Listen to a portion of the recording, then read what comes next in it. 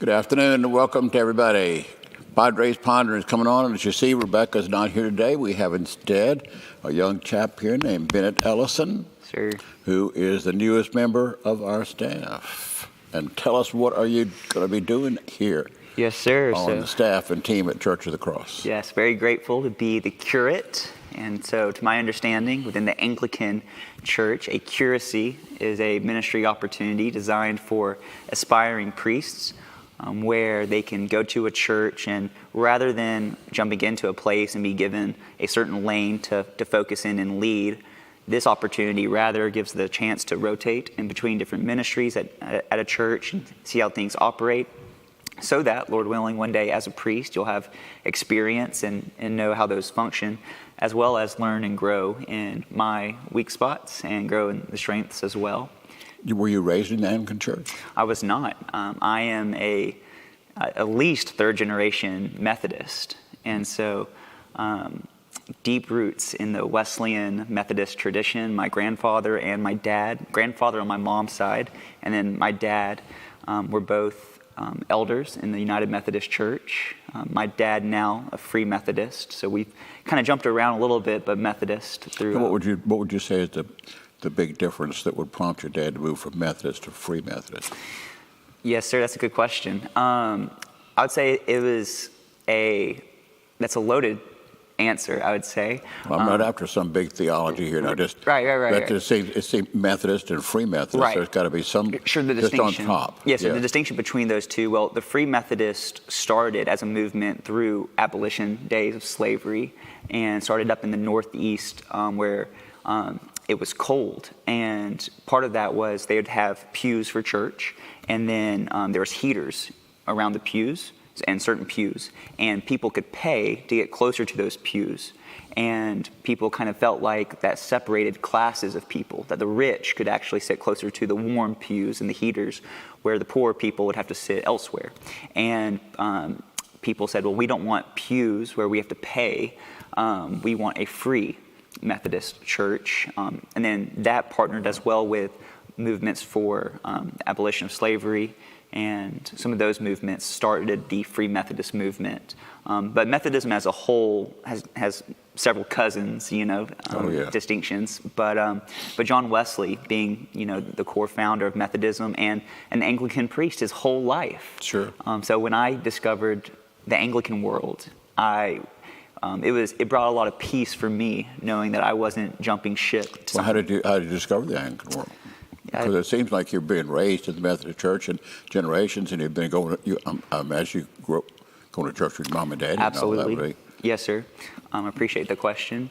I recently graduated from Asbury Theological Seminary, and it was at Asbury where I first became aware of the Anglican world. So you went there as a Methodist? I went there as a Methodist, yes, sir. So growing up, I was a youth pastor in the United Methodist Church throughout college. Upon graduation, and I will say prior to that, my middle school years, my dad was the senior pastor of Atlanta First United Methodist Church, which was a very traditional church in Atlanta with huge pipe organ.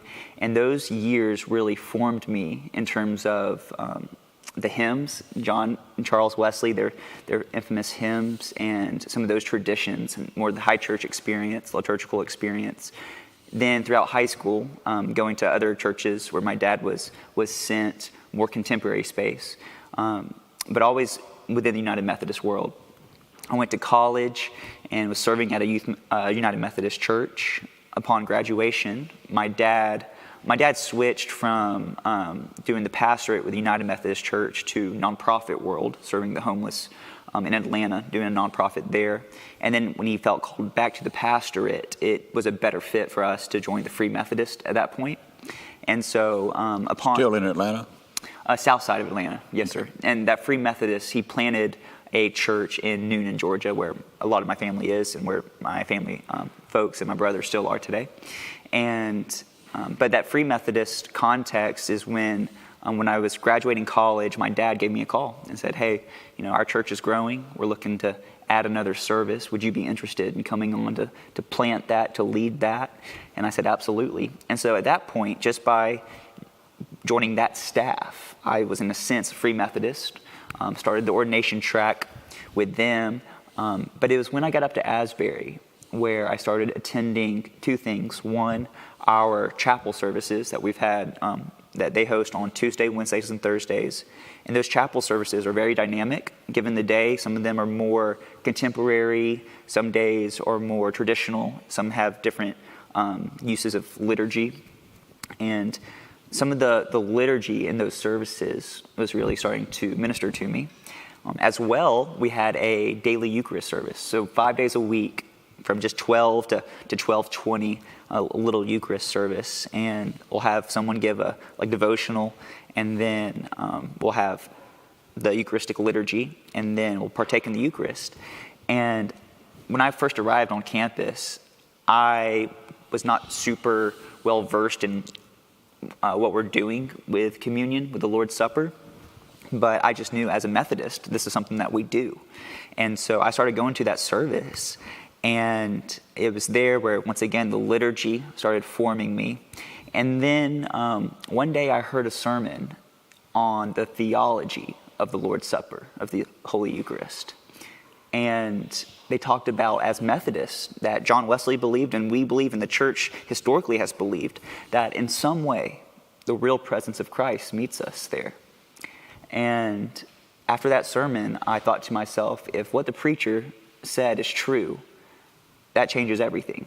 I've never heard that before. That the risen Christ, his presence is with us and meets us, especially here at the table in the Holy Eucharist. That wasn't part of your growing up understanding of it in Methodist Church? No, sir. It was, to my memory, we didn't have a whole lot of liturgy around the Eucharist. We'd have the Lord's Prayer, but really the lift up your hearts and then, kind of just how it tells us the story of God and God's people. And that liturgy really gave me kind of some handles on how to understand what God is doing in the Eucharist, what we are doing, that relation there. And just from that, I started to ask questions like, who champions this? Who does this? And in terms of the Eucharist, because if Christ is really present with us here, that's where I want to be. I want this to be central, not just kind of the add-on at the end, and then do it occasionally. This needs to be center if this is true. And from there, I kind of stumbled into our local Anglican church there, and I saw several professors that I respect and trust. A lot of my friends and peers were going to that church, so I felt safe there. At the same time, just the way our tradition in Anglican church is structured, I just thought this was the most beautiful. There was a reverence to it that was a little different with the liturgy than what I had previously been used to. And so from serving in some capacities as youth pastor and then that associate type role with my dad's church, kind of more in the free-form, charismatic type worship. I love those styles of worship that really when you feel the Holy Spirit moving. And I've seen life change. I've experienced life change in those spaces. And then on the other end, in these high liturgical spaces, God meeting me in special ways in those places. I want to embrace all of it. And I think the Anglican tradition gives room for that. Did you ever think about Catholicism? It's a good question. We kind of have a joke at Asbury. A lot of us come in with our different evangelical experiences and frameworks. And is it common for people to come to Asbury with different denominational backgrounds? Yes, sir. Far less United Methodists today there than what has been in the previous decades. At one time, Asbury was the world leader out of seminaries for producing United Methodist pastors. Okay. And then with just different situations within the United Methodist Church, as of recent, not necessarily the case. But a lot of just different backgrounds of people. And then even if they're not Wesleyan, we take a Wesleyan theology course there. But the good thing that I love about Asbury is they don't tell you what to believe. They don't hand you the box and say, this is it, They stay faithful to the Orthodox faith, the historic faith, and they want to lay it all out there before you and trust that the Holy Spirit is going to guide you in that truth. And because of that, what I experience, as well as many of my other friends, is you start to, your your worldview and your theological framework, it gets challenged in the best of ways, where I would say the word, some people in my generation use the word deconstruction. I wouldn't necessarily use that term because it has a lot of negative connotation with it, but I would say kind of untangle and really take an honest look at the way we understand God, understand the church, understand salvation, all these different elements. And so the joke at Asbury, though, is, you kind of get on the train, and it's kind of, at what point do you get off? And for me, I do personally today consider myself more of I don't even want to use the term Anglo-Catholic, but more on that high church, or liturgical experience, historic faith. I've recently loved getting into the church fathers and learning about church history. A lot of the previous views that I've had towards even like Catholicism that were really from an uninformed place, kind of implicitly taught. But then you start learning church history, and you're like, well, why do I believe that? A lot of our evangelical theology kind of built against Catholicism. It's like, well, how did we get here? And so learning about church history has really given me a better, I would say, like empathy, and trying to say there's actually a lot that we have in common more than I originally thought. Yes, sir. So your mom called you Ben? Yes, sir.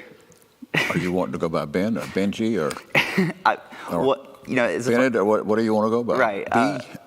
Whatever. So I've been Ben my whole life, and I got to seminary, and there were actually a lot of Bens there, and one of my roommates' name was Ben, and he was a little bit older than I was, and he was like, I got there, and our first week he was like, hey, we should distinguish, our names a little bit so it doesn't get confusing. Do you have a full name? I said, my full name's Bennett. I can go by that. He's like, yeah, let's try that. And so ever since then, I've started going by Bennett, and so it's kind of been a little shift throughout seminary. But that's kind of what I'm going with now is Bennett, but Ben's fine as well, Well, I mean, you're starting over, so you get to pick. That's right. I'll go with Bennett, but go with Bennett. I want to sound old. Yes, sir. No, I like it. So. Well, tell me about you brought some barbecue this weekend. Tell me about the barbecue at noon down there. Yes, sir. So I have one older brother. I'm 26. My brother is 29. His name's Will. He is my best friend. I love him dearly. And after he graduated from college, he went to work for my dad's nonprofit, the homeless ministry in Atlanta. And after some years, he got to a point of transitioning out of that role. And around that time, COVID happened. And he was really down and out in a lot of ways. And he came to me and said, Ben, I need some direction. I need help with my life. I don't know where I'm going, don't know what to do. I don't have a job. I need to make money. What can I do? What do you think I should do? And I said, well, if you have a skill, you can have a job. And so what skills do you have? And he said, well, we have our grandfather's smoker, and my dad's dad, he would always smoke pork tenderloin for the church and do fundraisers for the church. And we kind of grew up shadowing him in that sense. And so my brother Will said, we have that smoker at the farm. Why don't we maybe see if we can do a little barbecue, make some money on the side, and see if that can kind of get us through this period. And that was really more for his livelihood, to, make some money. And I said, well, let's do it. And so we started off together making barbecue. And really, I didn't do near as much as he did. He was really the one who was doing the overnight smokes, and I would show up and help prepare and help serve. But starting off, we started selling roadside during COVID. And after our first week of kind of just making it work, we realized, you know what, we have a good product here, and people seem to enjoy it. And maybe this isn't just a side hustle. Maybe this is something that could be a full-time thing. And at that point, I was serving on staff with my dad. I was starting seminary online. And I told Will, I said, hey, I think you should run with this. I think this has potential. And he did. And he named it Ellison Brothers Barbecue. And it is the best barbecue I've ever had. I try to say that objectively. What's different about it? It's a good question. There's a lot of barbecue. Sure. It's hard to put my finger on it. On the product itself, Will does a great job. Our pulled pork is kind of like the classic, but he also does brisket phenomenally well. All of our sides are homemade, and some of those are my mom's recipes that we've kind of tweaked and adapted. And then I would say, like, outside of the product itself, Will is so good with people and connecting with people, remembering names and stories and connecting on that hospitality side. So I think that's a huge part of the business itself. And I mean, that led us to kind of, as the business was growing, we started saying, you know, how are we going to do this? And when I say we, at this point, it was really him kind of doing it by himself. And he decided to go, rather than a brick and mortar building, he decided to just do catering, small businesses, and now we have a food truck, really a food trailer technically, but it is a massive food trailer. It's mobile and has a smoker on the back mounted into it, and we do everything from small business caterings to weddings, of course, setting up at wineries and some rotations with food truck opportunities locally and abroad, or not abroad, but in Atlanta and surrounding areas. And so he's just kind of scaled the business, and it just got married. And so his wife, Christy, she's phenomenal. She's the most servant-hearted woman I've seen outside my mama, both of them.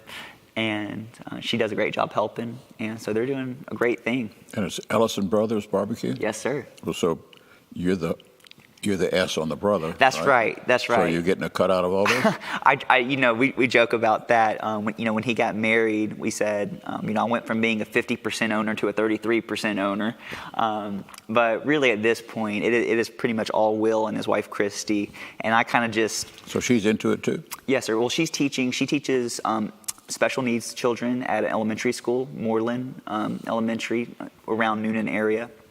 And but Lord willing, I think one day, it'd be great. I think her desire is one day to do barbecue full time with Will, and could definitely see that happening. And they're fantastic, and yeah, the product is good, and I'm really proud of them. And really, the big thing I'm most proud of is to see someone the shift from really, and he's open about this, kind of a place of depression in his life at that season, and then finding something that kind of gives that spark, that passion, something that gives him that oomph to get up and some drive for the day that he could give his life to.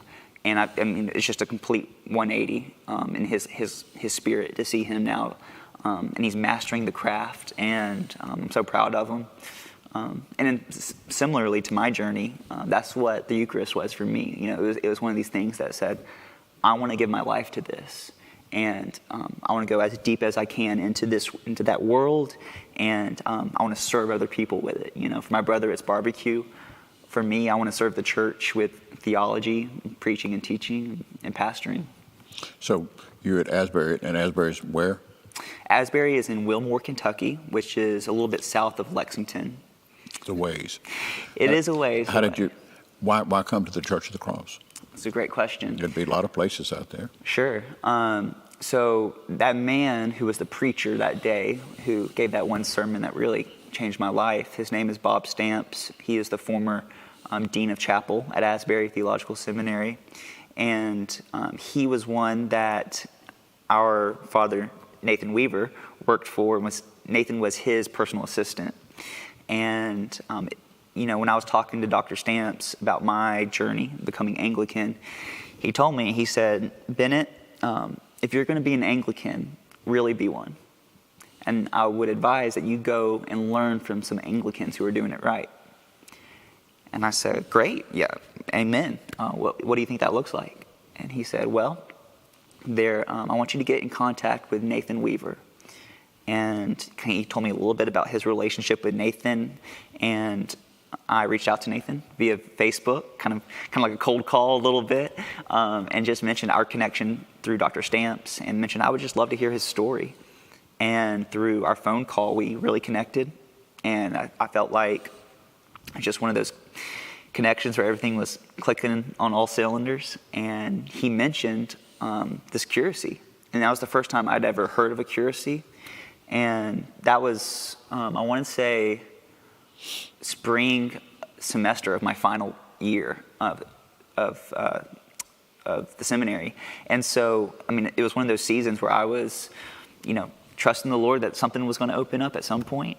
And it was just amazing that Nathan we had that conversation. He talked about the curacy, and kind of the ball started rolling pretty quickly from there. And had a few Zoom interviews with Rebecca, with Barb, and Father Nathan as well. And then got invited to come out here for my in-person interview about 2 or so months ago from now. And just had the best time that weekend and felt the affirmation, truly. So what struck you about the Church of the Cross? It's a good question. I would think that we're not exactly like a lot of the churches you've been with before. Sure. I recognized first, in the sense of a curacy, understanding the way a curacy functions with the goal of having experience in a variety of ministry contexts. Church of the Cross does a great job at providing a lot of opportunities across a lot of different ministries. So I knew that this type of atmosphere, I'd be getting a lot of experience that I probably wouldn't get elsewhere. Just with the amount of people that we serve here, it was just, I don't know how to phrase it. It would just provide a lot of opportunities that I wouldn't get elsewhere. Secondly, like I was talking to you before we started Ponderings today, the staff I connected with really well. And it was just some of the most, I talked to my dad about this, that back in the day, I used to really... You say back in the day like that's 50 years ago. You're only 20-something. Yes, sir. The day is yesterday. Right, yes, sir. Yes, sir, you're right. A few years ago, when I was starting out my ministry throughout college, and at that point, I mean, I was really just listening, like binging my favorite preachers and, learning from their techniques and styles and learning how to preach that way. I used to really value people who could stir something in you. And I still do to a sense. And I wanted to be around those types of leaders that have that charisma, and you just want to follow them, and you'll go anywhere with them. That type. And once again, I still value that in part, but that was my number one thing I looked for. Truly, nowadays, I look to leaders for their kindness and their humility. Those are the two things. Kindness and humility, those are the type of leaders I want to get behind. And I felt that with you, with Father Nathan, Father Jonathan, Dave, I mean, all of the staff that I got to interact with here, there was a humility, there was a kindness, a sweetness of that spirit, and those are the type of people I want to be around. And so the staff, and then, of course, the opportunities with this church, all of it together, I just felt a huge peace with it. So now, I think you've got a rotation kind of set up for the first 4 or 5 months. What does that look like? Yes, sir. So I was just talking to Rebecca this morning about that. One of my roles, to my understanding, will be teaching Bible at Cross Schools, which I'm super excited to do that. I'll be working closely with David Ray, another Asbury grad, and I'm meeting tomorrow with Stacy to kind of finalize exactly what that'll look like in more detail. But I'll be, to my understanding, teaching in the mornings. And then in the afternoons, I'll be rotating through more of the ministries with the church specifically. So to my understanding, for August and September, that'll be more focused on getting used to some of the rhythms with faith formation at the school specifically, as well as working with our youth. And super excited for that. And then, let me think, that's August, September. October, I'll be with Barb, focusing on our discipleship ministries here, which will be great. And that's October. And then November and December, I'll be with Charlie and working with some of our production and worship team, and I presume as well David Ray. And so that's kind of the next couple months for this coming semester, some of the ministry opportunities. And right now, and I forgot to mention, throughout July, I'm working with our pastoral care team. So super excited for that. Good. So have you ever worked with a team this big? No, sir. No, sir. I did intern. There's a lot of variety, a lot of personality, programming, everything, but the Sure. people variety is. Sure, yes, sir. My only context in ministry spaces, when I was a youth pastor, it was a smaller team. When I went to work at my dad's church, another smaller team. And then last summer, I interned, and I had just become Anglican. I got received into the Anglican fellowship last summer by Archbishop Foley Beach. But that was at a church plant in Noonan, and that was a very small church team. Great team, a lot of great experiences. But this is, something different for sure, which I'm excited for. And Immersion kind of deal here. Absolutely, and kind of just all. Do you got a sweetie pie back there in Noonan No, sir. that loves to barbecue as much as you do? No, sir. No, sir. I do not. So, very, very single at the moment. Married to the church at the moment. So. Operative phrase, at the moment. Yes, sir. At the moment. Yes, sir. So. Well, I'll keep my eyes open. Thank you. My parents would appreciate that. So. And we got the apartment fixed up for you? Yes, sir. For those that don't know, Church of the Cross has provided me a fantastic place. Brother Roger has been renovating the old, to my understanding, a little garage that was used, carport. Right behind the Pastoral Care Center. Yes, sir. And it has been completely transformed to a studio apartment, perfect for single person. It was a garage, then it was a youth building, then it was offices. For a long time it was offices. Then it was back in the garage for the Salvation Shuttle, and now all redone. Yes, sir, and it is just fantastic. It is more than I could have ever dreamed for. Perfect for me, and I like to keep things tidy, and I'm a minimalist, and so it's a perfect little space for that. And the location, last night I went on a run, and when I got done, I grabbed my book and just walked right over to the little park on the water and just had a good time. So, I mean, this pace and this season of life is just... Well, do you run marathons and all that kind of stuff? No, sir. I'm not as much of a distance runner. I do like to run regularly, but nothing more than, 2 to 4 miles, somewhere. 3.1 is kind of like my little 5K is my goal usually. But I signed to play college football back in the day. And I was a linebacker, and so I was about 60 pounds heavier. And it was a small little school. And when I got there... 60 pounds heavier? Yes, sir. Yes, sir. And it was pretty much mostly some fat, but mostly muscle at that point. And when I got up there my freshman year, things kind of fell apart. And that was my plan, to play football. And things fell apart, and that opened the door to start interning at a youth ministry, and then eventually became the youth pastor there. But all that to say, I was kind of a thicker young man, and that was a nice word, thicker. Thicker, yes. But when that opportunity fell apart, I was devastated. And, I got to the point where I said, I could keep lifting, but I never really enjoyed, lifting and getting strong. And so I said, I want to be fit, and I want to be healthy and lean.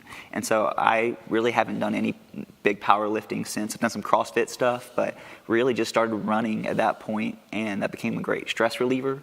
And running and then burpees, those are kind of like my thing. And so just do that. I have ran a half marathon, one, and it was a fun challenge. It wasn't something I'm like excited to do again necessarily. I would, but at this point I just like to maintain a healthy lifestyle. So, have you met Joe Almeida, the head of Cross Schools? I did, very briefly. He's a CrossFit instructor, and he has a group, 5 or 6 guys. Mm-hmm. They run together at 4:30 in the morning, and then he teaches a 5:30 CrossFit class from 5:30 to 6:30. Yeah, that is a very disciplined lifestyle. Very disciplined. Yeah. And his wife was a CrossFit instructor too. Wow, that's incredible.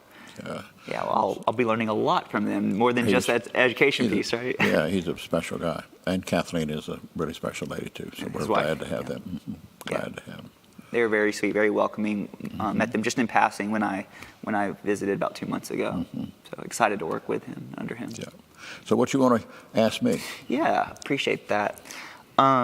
So I'm a curate, going through a curacy, and I'm still trying to figure out.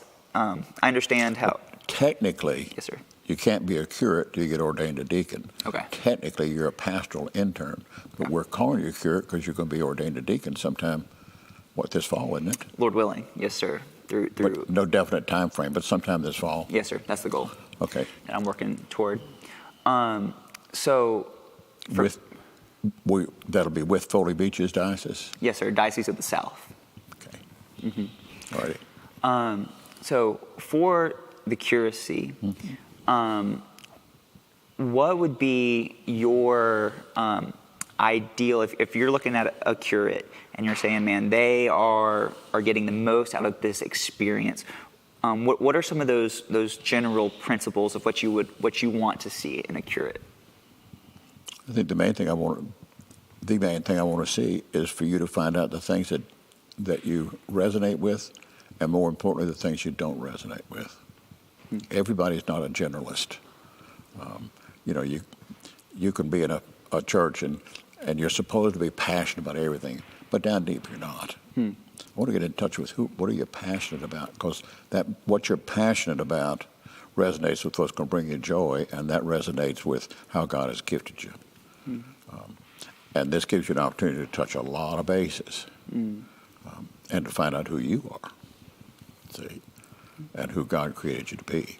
And once you get in touch with that, then you can see, all right, now, if this is who I am, and this is the giftings God has given me, now, how can I be who God created me to be? But you got to know who you are first. Sure. And so that's is to help you find out who you are. This program is a gift to you, Now, of course, we will get something out of it, but the big thing about this program is we're raising up leaders for the church. Sure. Who know what they're doing and who can do what they're doing because they know who they are in the Lord. And so many people don't. Everybody's not a journalist. Nobody's a journalist. Nobody has all the gifts. Sure. We all need each other. It's about the body of Christ. And it's that way in ministry. So you'll be blessed when you find out who you are, how God's gifted you, and what you're passionate about. And they all line up together. Sure. And when you're passionate about something, it's a joy to be doing it. And there's a smile in your eyes. There's a twinkle, and it's pep in your step and all that.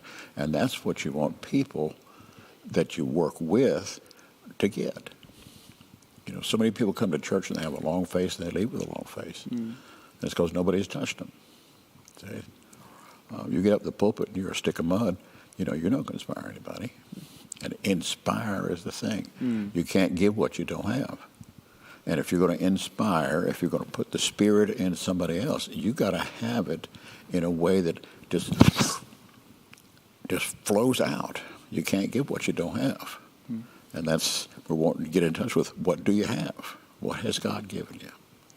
And that will point you to where you can be most effective in quickening the lives of other people for Christ. That's good. Thank you for sharing that. Based off that response, from our time of interaction so far, I feel like I'm learning more about you. What would you say are, for you, some of those giftings that you feel like the Lord's equipped you with as rector here? The primary gifting that I bring to the church, visionary leadership and exhortation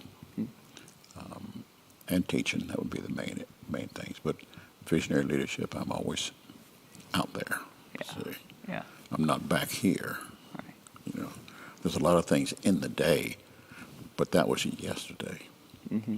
And you're about preparing people for tomorrow by speaking to them where they are today. Yesterday, you can't do anything about that.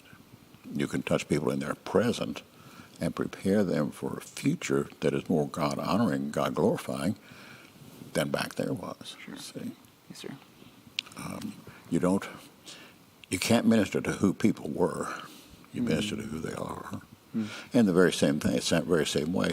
So many pastors today in every denomination they're about maintaining yesterday. They're not about God's new tomorrow. They don't, most congregations don't want you that way. They want you, we love church the way it is, and invariably the way it is the way it was, and more often than not, the way it was is a rose-colored memory. It never really was that way, you know. People will say, "Oh, I want the church to be like the church of my childhood." Well, no, they don't. There was no air conditioning and all the rest of that. They don't want that church. But they remember something that they felt. They felt something. And it wasn't what they did or how they felt something. And most have no idea what they did. But they felt something. See? And so what we're about is out there. Out there. You know, if you feel the same thing over and over again, you get numb. It's about there. See, God's always calling us out there. He's always calling, take a step of faith. Take a step of faith. Don't camp out. In fact, take a step of faith. See? So that's where I am, and I'm always about tomorrow. In people, see, in people. What's your tomorrow? What's your tomorrow? Because I'm trying to prepare you today for your tomorrow, not for yesterday, not for today to become a permanent reality for you, for tomorrow. It's the same way with the church and the congregation and all the rest of it, all the different services we do and things like that. We're looking to, if we're going to reach people for Christ, you got to be where the people are. So the church, we gradually build and move in different places, and because one of the things about the reality of people today is convenience is more important than commitment to start out with. So if you want to reach people, look at the model for Walmart and all that. They put the stores where the people are. They don't put a store in downtown Atlanta and expect the people in Newnan to come to downtown Atlanta. No. They say we've got stuff. Our job is to give people items. Now, and we have a pile of items. We don't care what they buy. We just want them to get items. And if they're not going to come to us, and they're not, because convenience is more important now, they're not committed to our brand, then we'll put a store out there where the people are.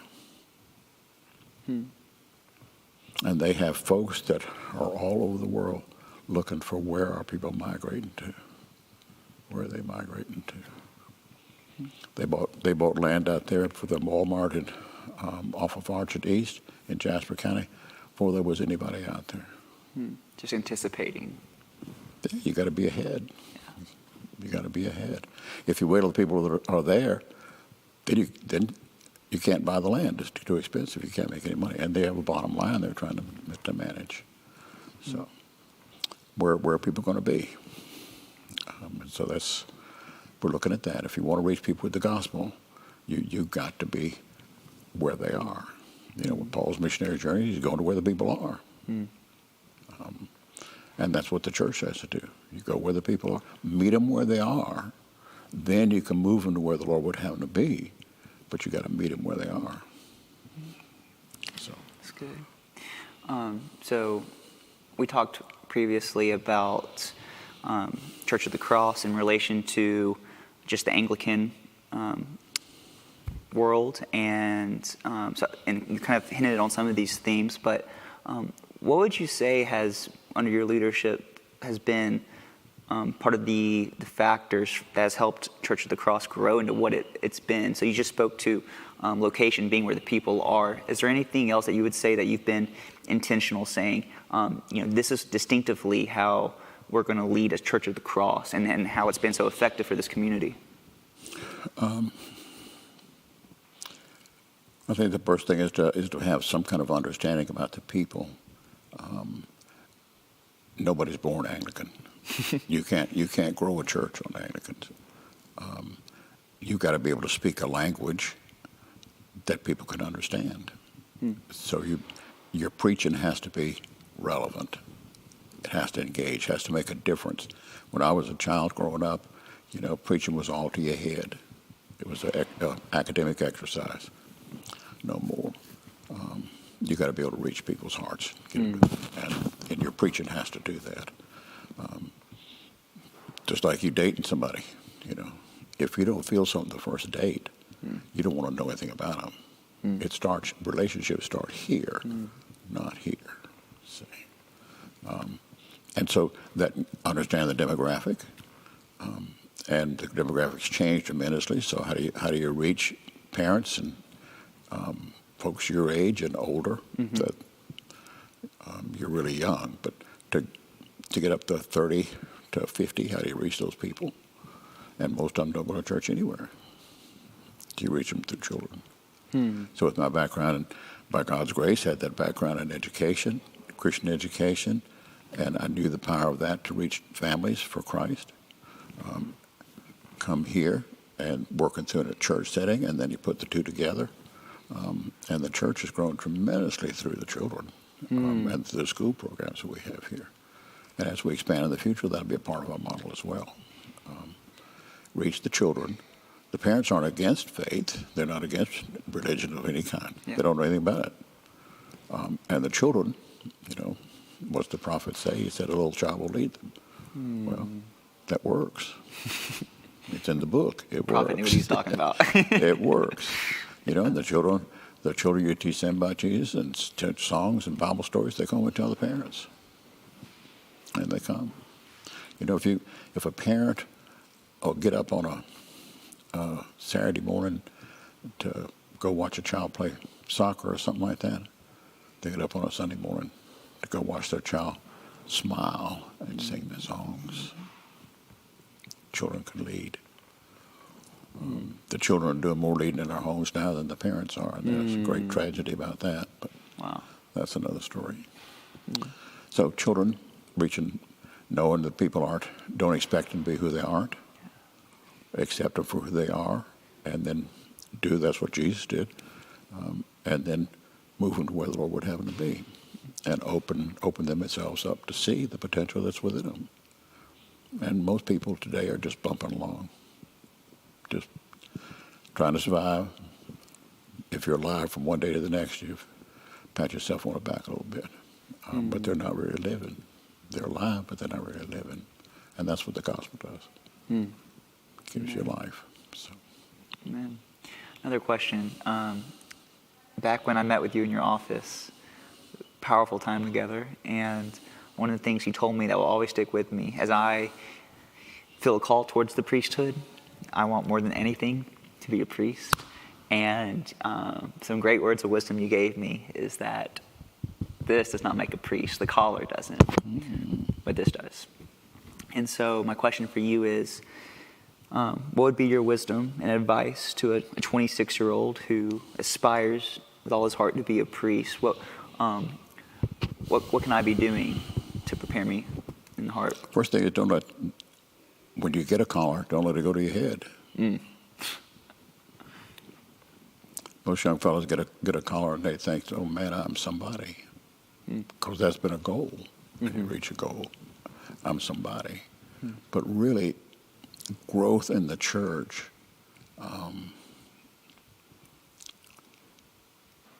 it is about it's about dying to yourself. To grow in your faith is to become more humble. In society, the goal is to climb up, but the way up in Christendom is down. It's backwards from society. Jesus, he would be first of all, must be least of all, and servant of all. It's not at the top of the ladder; it's at the bottom of the ladder. Least, don't go to the top, don't go to the big seat, at the table. Take the lower seat. So that'd be my number one goal, because I see it just often. They think there's young fellows get ordained. They think there's somebody. But as I don't know whether I told you or not, but you look at what I always dress this way. there's this, and it's white. All the rest of it's black. That's about how good I am. This is about how bad I am. That's the right. You got to have yourself in that kind of ratio. You know, there's a lot to me, but there's most of it sinful. So that's enough on that. Yes, sir. That's enough on that. All right, so we're glad to have you. I'm grateful to be here, and I've been very loved so far, and so. So the first impression is we're glad to have you. Very much so. Yes, sir. All right, so yesterday, did you go to the food bank? No, sir, that's on my calendar for this month. I'm going with the youth next week down to Daytona Beach for the Passion Camp. Golly, you started yesterday, you have a vacation day Thursday, you head to the beach next week. Well, it ain't always going to be this way, you know. Right, and the view where the house is, really suffering for the Lord right now. Yes, sir. Yes, sir. So, but on my calendar for this month with Dave Fisher, we're going to the food bank and learn some of those rhythms. And get into the pastoral care stuff with him, nursing homes and all the rest of that. But food bank, God's gifts, those are massive ministries, hundreds and hundreds. And if your dad was working with homeless, you know what that's about. Yes, sir. So you'll see a lot of that. Well, I'm glad you're going to be getting exposed to that. I'm glad you're here too. Thank you. And I'm glad that our folks, and myself included, have a chance to learn from you. And I'll always be around if you need me, And it's always better for you to come looking for me than me having to come looking for you. Yes, sir. Okay. Yes, sir. All righty. Thank you, son. Thank you. Thank you all, too. Don't forget, the office is closed this coming Thursday, day after tomorrow, for July 4th. Services go right on. They don't stop in the summertime. Remember, please, be faithful in your prayers. Be faithful in worship. Be faithful in doing something for somebody else in the Lord's name. In the Lord's name. Be faithful in your study of scriptures. Don't forget, tonight we've got the evening prayer service at 5:45 right here in the chapel on Wednesdays. Morning prayer at 9 o'clock on Tuesdays. And there's Compline at 9:15 on the YouTube that Dave does for us, and that's Thursday evenings. And also, please keep in mind, river baptism is coming up on the 18th of August, Sunday afternoon, and it's baptism, but it's also an opportunity to recommit yourselves to your baptismal covenants. A lot of y'all were baptized when you were little people, and you really didn't know what you were doing. And now you're a bit older, and the pennies dropped, and you figured it all out. Recommit yourself. Come and be a part of that. That'd be great on Bluff Historic Campus, and there'll be whole families being baptized and recommitting themselves and all that. That'd be great. Anyway, and all that we do here, know that God loves you, and we love you as well. Blessings to you.